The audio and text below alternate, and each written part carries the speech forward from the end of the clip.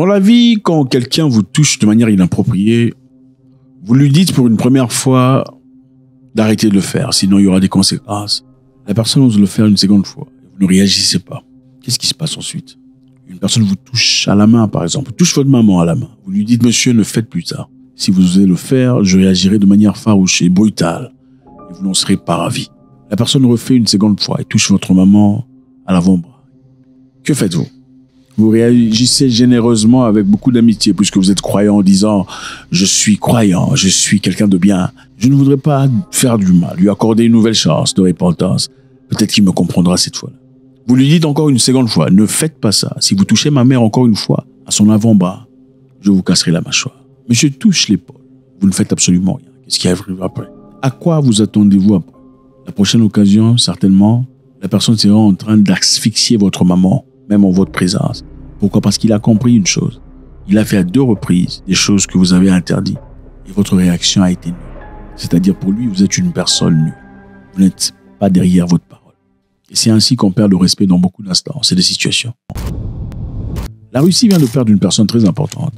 Le chef de force de protection nucléaire russe est éteint. Il a été terminé par une explosion sordide à la sortie de son appartement. Pas seulement lui, malheureusement, il y a eu aussi à ses côtés son adjoint ou son secrétaire. Donc, un grand livre, une bibliothèque, disons, la connaissance dans ce secteur partie pour toujours. Donc, plus jamais, même si la Russie voulait s'élever dans une guerre effroyable, une guerre de bombes nucléaires ou de bombes chimiques, ne sera en capacité d'avoir une telle connaissance qui est partie pour toujours.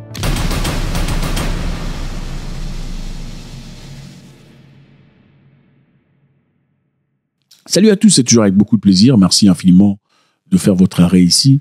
Nous vous apprécions énormément. Nous avons une nouvelle chaîne au nom de Moïkassens TV que je vous encourage vivement.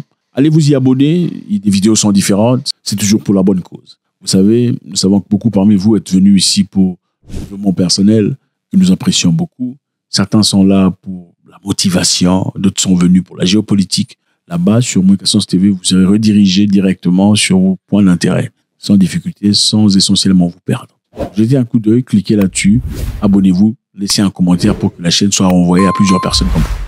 Merci. Le général russe en charge de forces de protection nucléaire à Moscou a été terminé par une bombe cachée dans un scooter électrique. La bombe a été cachée dans un scooter électrique. Et c'est triste.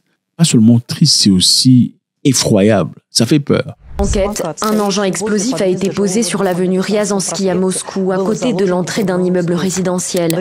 À la suite de sa détonation, le matin du 17 décembre, le chef des forces de défense radiologique, chimique et biologique des forces armées, Igor Kirillov, et son assistant ont été tués. L'incident est qualifié d'assassinat, d'acte terroriste, de circulation illégale d'armes et de munitions. C'est clair, ce qui se passe ici, c'est que Kiev n'a plus peur de frapper à l'intérieur de Moscou. Et qui sera la prochaine victime? La question est celle-ci. Il ne s'agit pas d'un capitaine ou d'un colonel ou d'un général simple. Il s'agit ici d'une personne de haut calibre, d'un général de puissance, un général chargé de l'arsenal nucléaire, radiographique et chimique de la Russie. C'est l'un des généraux les plus importants du monde qui vient d'être terminé par le service secret, le service de renseignement et d'espionnage ukrainien. Parce qu'évidemment, les Ukrainiens ont subtilement réclamé cette action depuis l'Ukraine. Vous savez, ce qui est intéressant, c'est que la dernière fois que l'Ukraine a fait une opération en Afrique, touchant les militaires maliens et ceux de Wagner, c'est un élément ukrainien qui a réclamé cette victoire, qui malheureusement plus tard leur coûtera la peau de la tête. The fact that the rebels received the necessary information that allowed them to conduct a successful operation against Russian war criminals, the whole world has already seen this. In principle, this can be commented on. We certainly will not disclose any details, but let's say there will be a continuation. This is sensitive information. Therefore, everything that Ukraine does is happening within the limits and within the framework of international law, taking into account all the necessary procedures. Puisque certains pays africains se sont levés contre ce fait et ont mis la pression sur les ambassadeurs ukrainiens.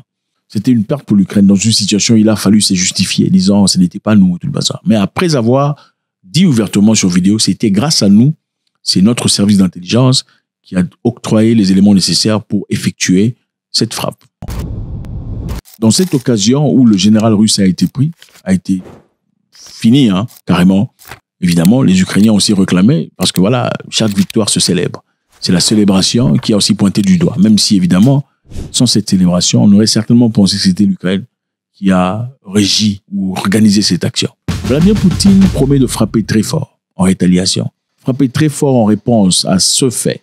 N'est-il pas beaucoup trop tard? On se pose la question. Et les conséquences sont lesquelles? Parce qu'il y en a certainement. Quand un général de ce calibre se fait toucher, dans Moscou, pas en Ukraine, mais en Moscou, que pensez-vous de la réflexion de l'autre général russe en Russie? Se sent-il à l'aise? Se sent-il en confiance, même dans le territoire russe? Parce que si ce général aussi compétent, aussi acclamé, est capable d'être touché et terminé, à combien plus forte raison, nous autres qui sommes des simples généraux? Point de question, point d'interrogation. Donc, ce fait est manifestement en train de créer une peur et un doute certain dans le cas des généraux russes. Alors, fallait-il que Poutine frappe avec la bombe nucléaire, comme il avait promis de le faire, pour éviter ce genre d'histoire?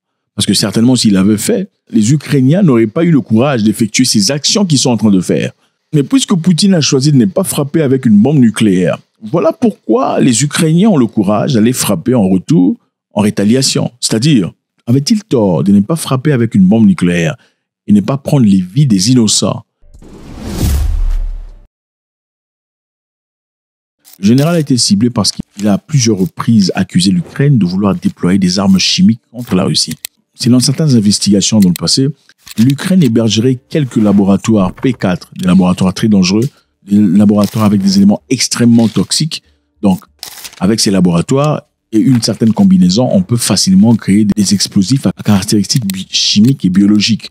Donc, une situation extrêmement dangereuse. Ces accusations, évidemment, ont été déclarées allégations non fondées parce qu'il n'y a pas eu de confirmation. D'après les Russes et certains médias, les Ukrainiens hébergeraient des armes chimiques qu'ils avaient envie de tirer et de déployer.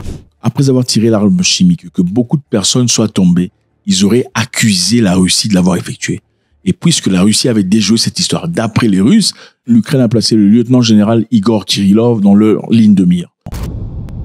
L'Ukraine a aussi accusé le lieutenant-général Igor Kirillov d'avoir donné l'ordre d'utiliser des agents chimiques pendant quelques attaques sur l'Ukraine. L'agent chimique utilisé pendant l'attaque sur l'Ukraine, c'est le choropicrine.